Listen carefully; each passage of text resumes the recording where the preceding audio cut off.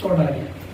హృదయము అన్నిటికంటే మోసకరమైనది. మనమేమనుకుంటామో వాడు మోసం చేశాడు, వీడు మోసం చేశాడు, అది మోసం చేసింది, ఇది మోసం చేసింది అంటాం. వీడు మోసం చేసేది మనల్ని హృదయము.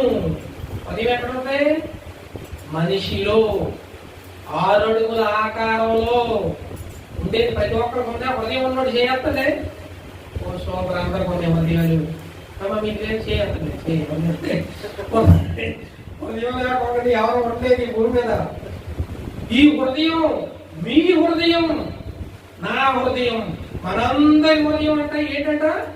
హృదయము అన్నిటికంటే మోసకరమైనది, అది ఘోరమైన వ్యాధి కలది, దాన్ని గ్రహింపగలవాడు ఎవడు?